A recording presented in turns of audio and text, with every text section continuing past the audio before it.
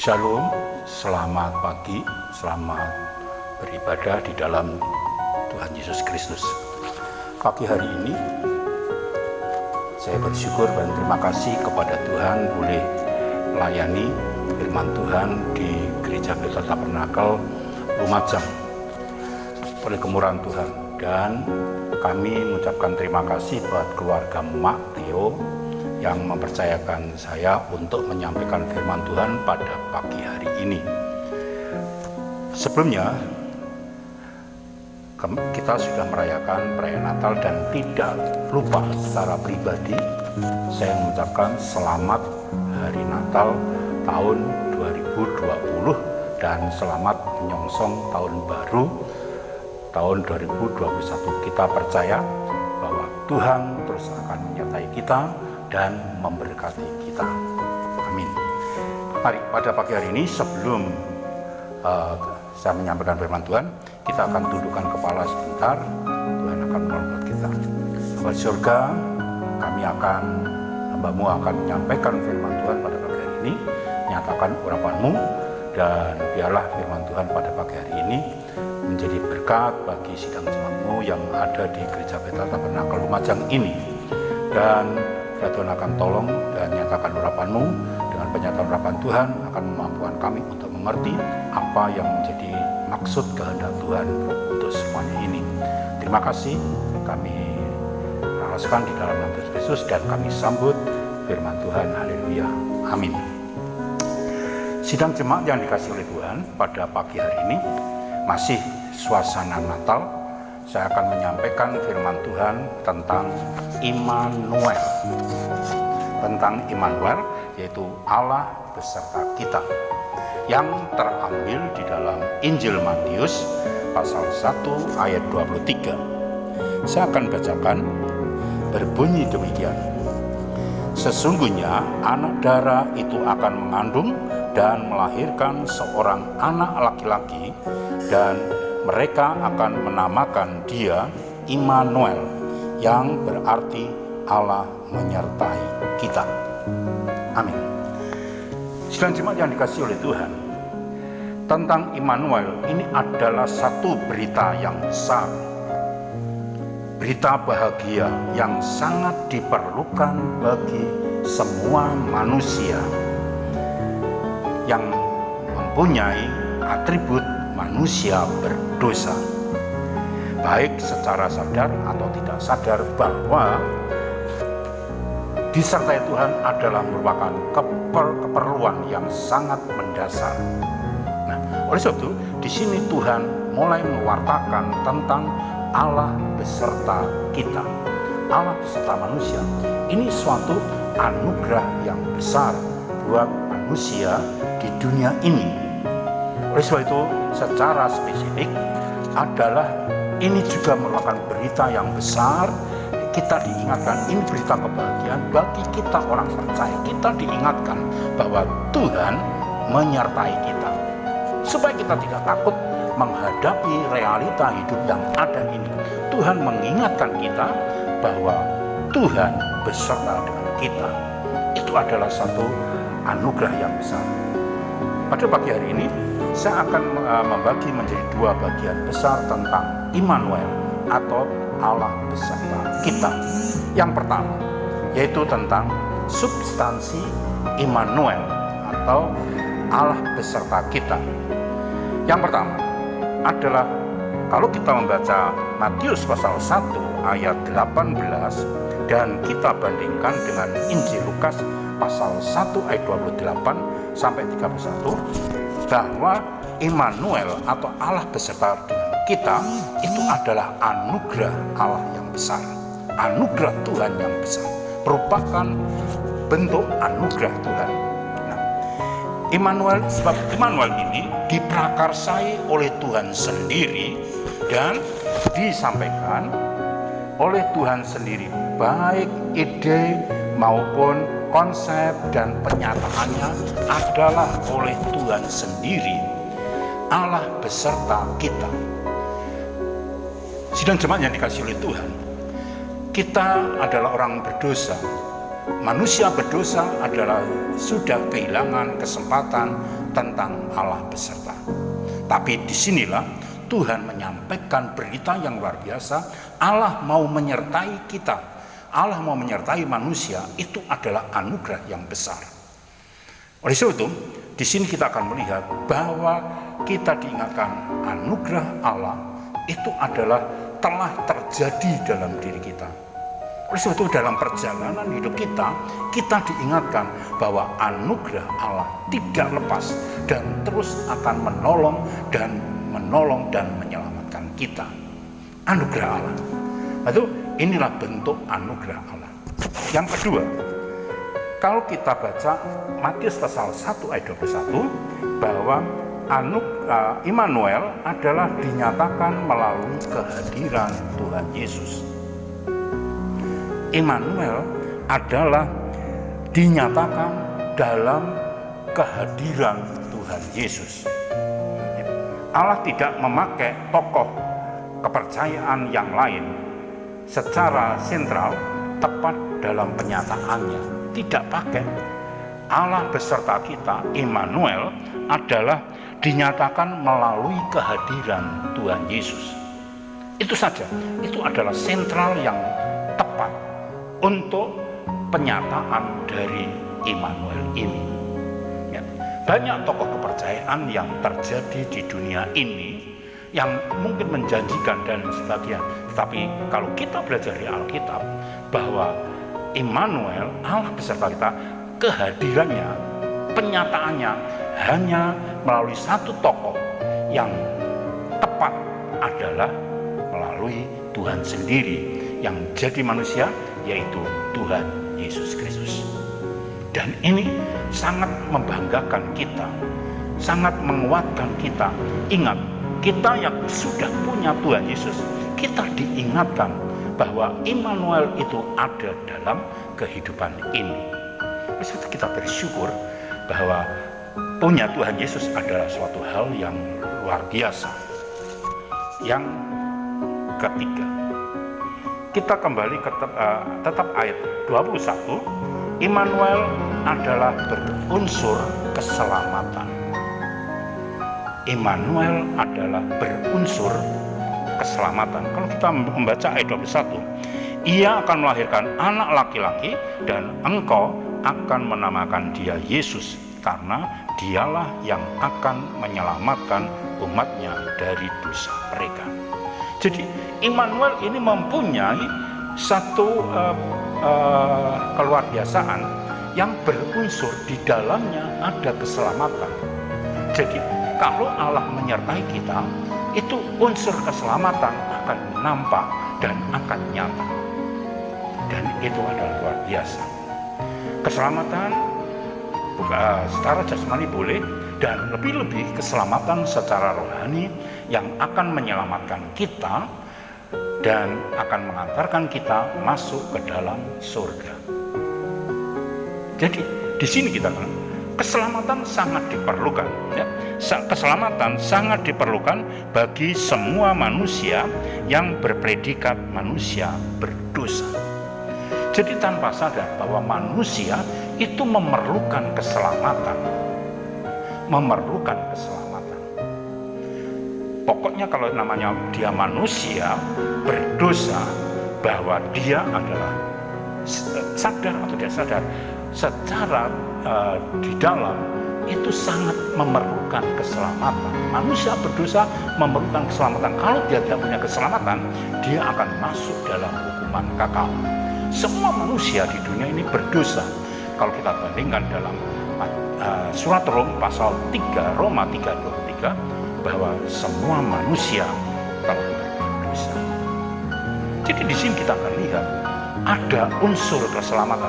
Jadi kalau Allah beserta dengan kita, Tuhan beserta dengan kita, maka unsur keselamatan akan Tuhan nyatakan dalam kehidupan kita. Itulah Immanuel. Jadi kita jangan takut.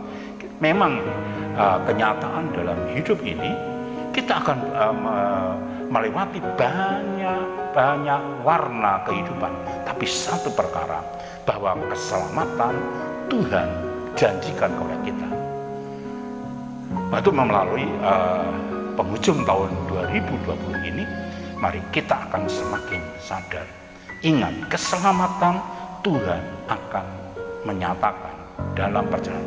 Bahkan untuk menyongsong tahun 2021 pun, Immanuel ini akan tetap eksis.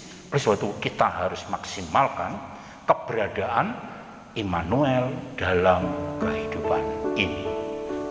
Itu yang pertama, secara substansi. Sekarang kedua, sarana dalam penyataan Immanuel. Ya. Immanuel Tuhan nyatakan, tapi kalau kita lihat bagaimanakah bentuk sarana-sarana yang dipakai oleh Tuhan untuk penyataan Immanuel, sehingga keefektifan Immanuel ini bisa menolong, bisa dinikmati oleh semua manusia. Memang secara substansi itu adalah otoritas, tapi Tuhan tetap akan menunjukkan bagaimana Immanuel ini bisa nyata dalam konteks kehidupan manusia. Ada 3 hal sarana yang dipakai oleh Tuhan untuk penyataan Immanuel, untuk Immanuel itu bisa nyata di dalam konteks kehidupan kita. Ya, kalau itu nyata, itu pasti akan membawa pengaruh yang luar biasa dalam diri kita. Oke. Ada 3 sarana yang dipakai oleh Tuhan dalam menyatakan Immanuel untuk kehidupan manusia. Yang pertama, secara rohani. Secara rohani kita akan melihat ini yang akan dipakai. Kalau kita melihat ayat 24 Injil Matius pasal 1 ayat 24, kita akan melihat bagaimana sesudah bangun dari tidurnya, Yusuf berbuat seperti yang diperintahkan malaikat Tuhan itu kepadanya. Ia mengambil Maria sebagai istrinya. Yang pertama, rohani, yaitu yang taat akan perintah Tuhan. Ya. Kelahiran Tuhan Yesus, penyataan Immanuel nyata dalam bentuk manusia adalah dinyatakan melalui keberadaan Yusuf, tapi waktu Yusuf yaitu taat akan perintah Tuhan. Ya. Jadi dari sini kita bisa simpulkan bahwa disitulah Immanuel akan semakin nyata sewaktu kita orang percaya semakin taat akan perintah Tuhan. Maka Immanuel, Allah beserta kita, Tuhan beserta kita akan nyata dalam konteks kehidupan kita. Itu oleh sebab itu, mari tahun 2020 dan kita akan menginjak tahun 2021, marilah kita taat kepada perintah Tuhan itu semakin kita maksimalkan, sehingga Immanuel itu akan terus nyata di dalam perjalanan hidup kita. Jangan takut menghadapi tahun 2021, memang penuh dengan tantangan, perjuangan dan sebagainya. Sekali lagi, Allah beserta kita. Jangan takut. Nah, itu disinilah. Nah, itu ini yang akan bisa dipakai untuk menyatakan, memperagakan dan nyata tentang Immanuel dalam konteks kehidupan kita. Yang kedua, secara rohani yang dipakai adalah kalau kita melihat ayat 25 Matius pasal 1 ayat 25, yaitu bertanggung jawab atas kekudusan. Di sini kita akan lihat Yusuf dan Maria, dia mengandung Yesus, yang akan melahirkan Yesus, tapi dia bisa menjaga kekudusan. Jadi bisa disimpulkan Immanuel akan nyata sesuai dengan konteks, sesuai dengan eksistensinya, yaitu melalui kekudusan. Artinya, jikalau kita hidup di dalam kekudusan, bertanggung jawab terhadap kekudusan Tuhan yang ada dalam diri kita, maka Immanuel ini akan nyata dalam bentuk manusia kehidupan kita, dan itu akan menyelamatkan kita, dan itu akan banyak menolong dalam kehidupan kita. Oleh sebab itu, jadi simpelnya, mari kita akan menjaga kekudusan kita. Hidup di dalam kekudusan itu adalah penting sekali. Kita hidup dalam dunia yang serba sulit, baik ekonomi maupun kesehatan. Kita menghadapi banyak tantangan yang sangat mengkhawatirkan. Tapi mari, satu sisi rohani kita harus kita jaga supaya kita konsisten, bertanggung jawab, hidup dalam kekudusan. Yakinlah, kalau kita hidup dalam kekudusan Tuhan, maka Immanuel ini akan lahir, nampak dalam kehidupan ini. Secara rohani, yang pertama. Sekarang yang kedua, secara keluarga. Ya, secara keluarga. Oleh sebab itu kita perlu perhatikan hidup keluarga kita masing-masing. Di situ Immanuel akan nyata. Di sini kita akan melihat ayat 18 dan sampai ayat 24. Ya. Ayat 18 dan ayat 24 melalui keluarga, yaitu Yesus lahir melalui keluarga yang harmonis. Keluarga yang harmonis. Memang sempat antara Yusuf dan Maria sempat konflik tentang kehadiran Yesus ini, sempat konflik. Tapi Tuhan ingin memberikan pengertian bahwa Immanuel ini adalah luar biasa. Oleh sebab itu, ini Yusuf dibentuk oleh Tuhan dan Maria dibentuk oleh Tuhan. Kalau kita baca, sehingga keduanya akan menjadi harmonis, siap menerima keadaan masing-masing. Yusuf siap menerima Maria dalam keadaannya yang ada itu, yang di dalamnya ada Tuhan. Dan Maria sempat menerima walaupun Yusuf awalnya sangat ragu-ragu terhadap Maria, tapi dengan pemrosesan yang ada, maka kedua personal ini akhirnya menjadi suami istri yang bagus. Nah, dengan keberadaan Yusuf dan Maria harmonis sebagai waktu tunangan dan berlanjut sebagai kehidupan sepasang suami istri, dan disitulah akhirnya Yesus lahir melalui keluarga Maria dan Yusuf. Jadi artinya, mari kita akan jaga keharmonisan keluarga kita masing-masing. Kita mau menerima keberadaan suami kita, kita mau menerima keberadaan istri kita. Ada kelebihan dan ada kekurangan, begitu pula dalam pihak suami. Marilah kita mau sama-sama menerima, kita tidak ada yang sempurna. Mari kita akan bangun rumah tangga yang harmonis. Memang di sini perlu pemrosesan. Bagaimana Yusuf kelihatannya bagus, tetapi ternyata di dalamnya ada unsur yang tidak bagus, dan itu diproses. Dia bisa menerima Maria apa adanya.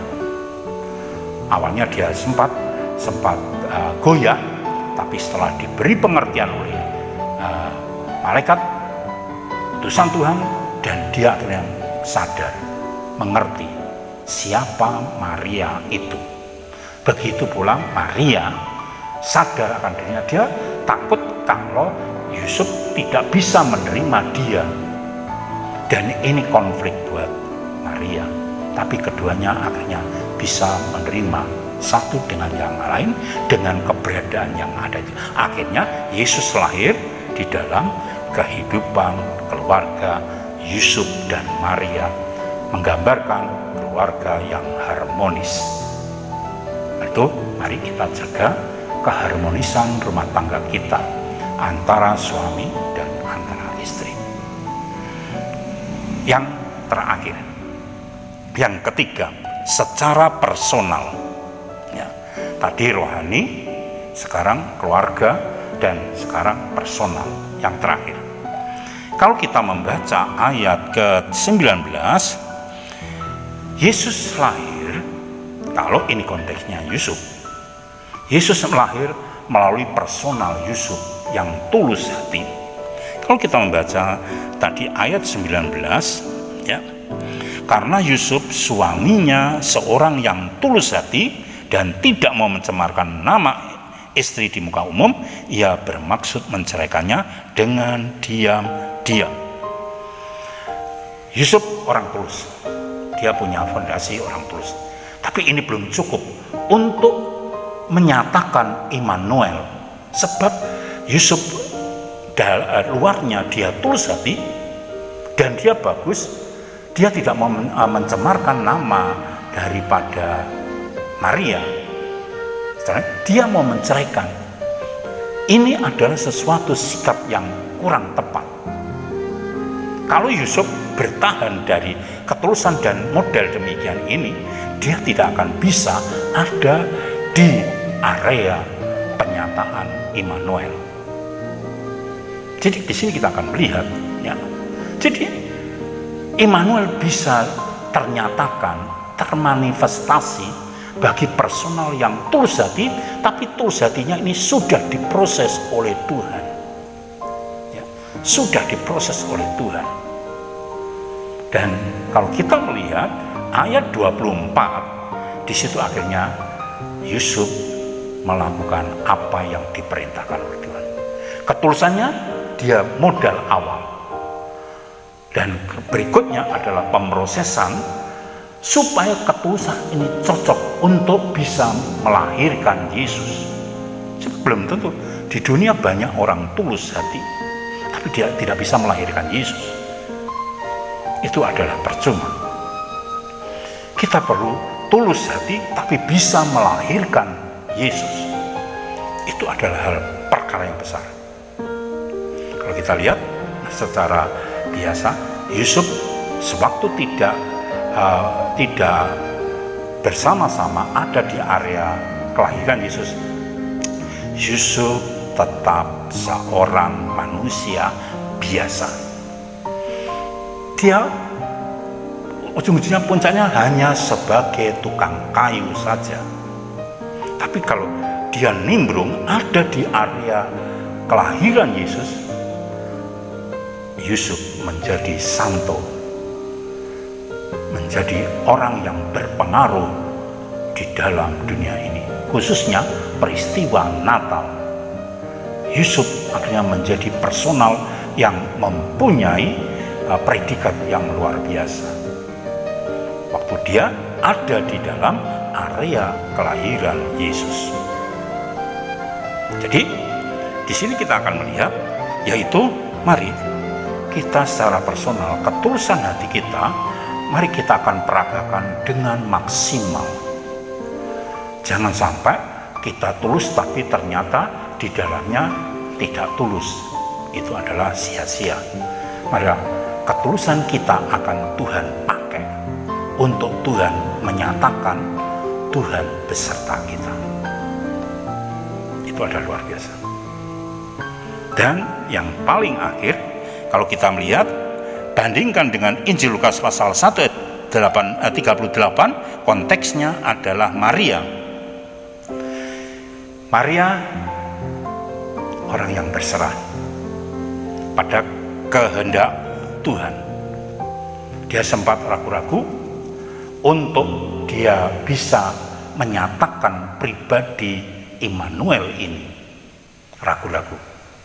Tapi setelah diberi pengertian, akhirnya Maria menutup ketekatannya itu, yaitu berserah, jadilah apa yang dikehendaki oleh Tuhan.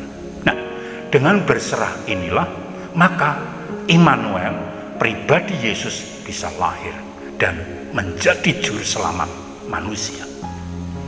Artinya, mari berserah kepada kehendak Tuhan adalah sesuatu yang luar biasa. Berserah kepada Tuhan adalah sesuatu yang luar biasa. Kita akan melihat penyataan Immanuel waktu kita berserah kepada Tuhan, atau Tuhan akan turun tangan. Dengan berserah kepada Tuhan, maka Immanuel, Allah beserta kita, nyata dalam bentuk, dalam konteks manusia untuk menjadi juru selamat bagi manusia. Begitu pula dalam diri kita. Atau kalau kita berserah kepada Tuhan, maka Immanuel, Allah beserta kita, akan nyata dalam konteks kehidupan kita, dalam perjalanan hidup kita, khususnya yang akan kita tampilkan nanti tahun 2021. Kita perlu ini, tapi kita diingatkan Immanuel itu sudah lahir dari kita, sudah ada dalam kehidupan orang percaya. Tinggal mari kita akan semakin memaksimalkan. Oleh sebab itu, mari pemahaman Immanuel ini kita pahami dengan baik. Kita sekali lagi perlu perjalanan hidup kita. Kita meninggalkan tahun 2020, kita akan masuk dalam tahun 2021 yang penuh dengan tantangan, kesulitan dan sebagainya. Tetap Allah menjamin keberadaan kita. Asal Immanuel ada di dalam diri kita, jangan takut. Immanuel itu akan memberikan keselamatan, menolong kita dalam perjalanan yang kita lalui. Kiranya Tuhan akan tolong. Biarlah firman Tuhan pada pagi hari ini akan memberkati buat kita sekarang. Kita akan bangga, kita bangkit, kita kuat, kita hadapi, kita tinggalkan tahun 2020 yang penuh dengan fenomena itu. Kita songsong tahun 2021 dengan yakin Immanuel akan nyata dalam kehidupan kita dan akan menyertai dan menolong, menyelamatkan keberadaan kita. Bukan di dunia ini saja, ke surga pun Dia akan sanggup menyertai kita menuju ke sana. Sekian, Tuhan memberkati buat kita. Sekali lagi kami ucapkan selamat Natal tahun 2020 dan selamat menyongsong tahun 2021. Ingat, Immanuel, Tuhan beserta kita. Amin. Mari kita akan tundukkan kepala kita. Kita akan berdoa. Bapa Surgawi, kami mengucapkan syukur dan terima kasih. Hamba-Mu sudah menyampaikan kebenaran firman Tuhan. Mari Tuhan, Roh Kudus, Engkau akan tolong memberikan pengertian lebih lanjut kepada sidang jemaat-Mu, sehingga sidang jemaat-Mu semakin menikmati berkat-berkat dari Immanuel yang telah lahir, yang telah ada dalam diri kita. Terima kasih Bapa. Terima kasih, dan Tuhan akan tolong dalam perjalanan kehidupan sidang jemaat-Mu yang sebentar akan meninggalkan tahun 2020 yang penuh dengan banyak hal yang telah dilalui. Biarlah bisa menutup dengan baik dengan satu tanda, yaitu Immanuel. Juga Tuhan akan tolong buat sidang jemaat-Mu yang akan memasuki tahun 2021. Mari Immanuel, Tuhan akan terus menyatakan dalam kehidupan orang percaya. Kami sangat yakin banyak perjalanan yang harus kami lalui, banyak tantangan, kesulitan yang ada, khususnya menghadapi bidang kesehatan, perekonomian yang begitu ketat. Tuhan, kami sangat meyakini Tuhan yang kami percaya, Tuhan yang menyelamatkan kami. Immanuel akan menolong buat kami. Terima kasih Bapak. Tuhan akan memberkati buat kami sekalian. Kami berdoa buat pekerjaan Tuhan yang ada di Lumajang ini. Kira Tuhan akan menyertai, memberkati. Walaupun sementara masih kebaktian secara online, tapi kami yakin Tuhan tetap akan menyatakan berkat pertolongan buat pekerjaan Tuhan di tempat ini. Dan biarlah persiapan tahun 2021 boleh dibuka kembali sehingga boleh beribadah secara tatap muka dan boleh menikmati hadirat Tuhan dan diberkati oleh Tuhan. Tuhan akan tolong program-program pekerjaan Tuhan di Lumajang ini untuk tahun 2021. Tuhan memberkati senantiasa. Terima kasih Bapak, terima kasih. Kami berdoa buat Mak yang sudah lanjut usia. Tuhan akan tolong, dialah Immanuel ini akan nyata di dalam kehidupan hamba-Mu sesuai dengan konteks hamba-Mu dalam pengembalaan sebagai orang tua. Tuhan akan tolong kesehatan Mak, Tuhan akan lindungi, Tuhan akan jaga, Tuhan akan memberkati. Biarlah Mak dalam usia yang semakin bertambah pun akan tetap memuliakan nama Tuhan dan menjadi berkat bagi sidang jemaat-Mu, juga menjadi berkat bagi orang lain. Kami berdoa buat keluarga Mak putra, putri, menantu, cucu yang ada, baik yang ada di dalam negeri maupun di luar negeri. Tuhan menyertai senantiasa. Biarlah Immanuel juga akan nyata bagi keluarga ini semuanya. Terima kasih Bapak. Terima kasih Bapak, kami berdoa buat sidang jemaat-Mu yang tidak bisa mendengarkan, mungkin karena sakit, Tuhan akan tolong, Tuhan memberikan kesembuhan. Yang lemah Tuhan kuatkan, yang mengalami pencobaan Tuhan memberikan kemenangan. Yang undur tetap Tuhan akan tolong, dan yang ada, biarlah kesetiaan yang ada itu Tuhan memberkati. Terima kasih Bapak, kami berdoa buat bangsa dan negara kami. Tuhan akan tolong menyertai Bapak Kepala Negara kami, Bapak Presiden, Wakil Presiden, para Menteri, bahkan sampai pada aparat yang terendah. Tuhan menyertai dan memberkati dalam mengelola bangsa negara ini menjadi bangsa negara yang lebih baik dan semakin diberkati. Terima kasih Bapak, terima kasih. Akhirnya kami menyerahkan semua tangan Tuhan, dan kami percaya Tuhan mendengar doa kami dan mengabulkan permohonan kami. Terima kasih Bapak, terima kasih. Mari kita angkat kedua tangan kita akan masuk dalam doa berkat. Sekarang saudaraku yang dikasihi oleh Tuhan, terimalah segala berkat, anugerah Tuhan, kemurahan, berkat jasmani, terlebih berkat-berkat rohani boleh melimpah dalam kehidupan sidang jemaat-Mu, dan terus melimpah berkat ini di dalam Bapa, Anak, dan Roh Kudus menyertai sidang jemaat sekalian mulai saat ini sampai Maranatha, Tuhan Yesus datang kembali. Doa berkat ini memberkati sidang jemaat-Mu hari ini, seterusnya, dan sampai selamanya. Di dalam nama Tuhan Yesus Kristus. Haleluya. Yang diberkati mengatakan bersama, amin.